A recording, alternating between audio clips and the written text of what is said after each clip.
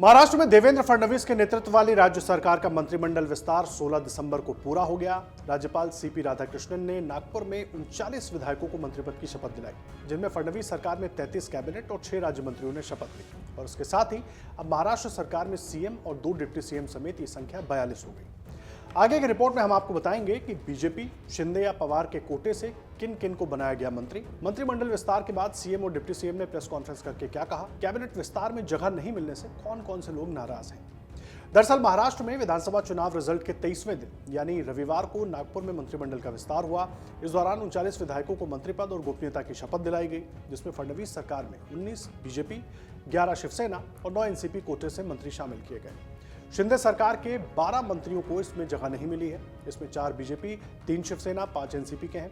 19 नए मंत्री बने, इनमें 9 बीजेपी, 8 शिवसेना और 4 एनसीपी के हैं। इसके अलावा सरकार में 4 महिलाएं हैं, 3 बीजेपी से और 1 एनसीपी से, और 1 मुस्लिम एनसीपी से हैं, उनको जगह मिली है। सबसे युवा मंत्री एनसीपी की अदिति तटकरे 36 वर्ष की हैं। सबसे उम्रदराज मंत्री बीजेपी के गणेश नाइक 74 साल के हैं। फडणवीस सरकार में महाराष्ट्र बीजेपी चीफ चंद्रशेखर बावनकुले को भी मंत्री बनाया गया है। वही विधान परिषद सदस्य पंकजा मुंडे को भी सरकार में जगह दी गई है।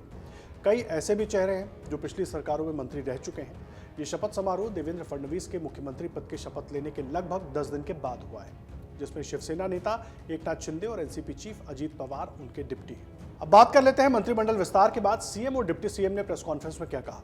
देखिए, मंत्रिमंडल विस्तार के बाद सीएम देवेंद्र फडणवीस और डिप्टी सीएम एकनाथ शिंदे और अजीत पवार एक साथ उन्होंने साझा प्रेस कॉन्फ्रेंस की। इस दौरान सीएम देवेंद्र फडणवीस ने कहा कि मंत्रियों का परफॉर्मेंस ऑडिट किया जाएगा। जिनका परफॉर्मेंस अच्छा नहीं होगा उनके बारे में पुनर्विचार करेंगे। डिप्टी सीएम अजीत पवार ने बताया कि मंत्रियों को 2 से 3 दिन में पोर्टफोलियो दे दी जाएंगे। डिप्टी सीएम एकनाथ शिंदे ने कहा कि मैंने और फडणवीस ने कहा था कि हम मिलकर 200 सीट लाएंगे। दादा के आने से बोनस मिला है, मैं फडणवीस के पीछे मजबूती से खड़ा रहूंगा। देखिए, सूत्रों से जो जानकारी मिल रही है, मीडिया रिपोर्ट्स के हिसाब से जो जानकारी मिल रही है, उसके मुताबिक कहा जा रहा है कि देवेंद्र फडणवीस सरकार में मंत्री पद की शपथ लेने वाले विधायकों का कार्यकाल सिर्फ 2.5 साल का होगा। तो वहीं शिवसेना और एनसीपी से जुड़े सूत्रों का कहना है कि कई मंत्रियों से बाकायदा एफिडेविट भी लिखवाया गया है। इसके पीछे की मंशा यह है कि 2.5 साल के बाद और विधायकों को मंत्री पद का मौका मिलेगा।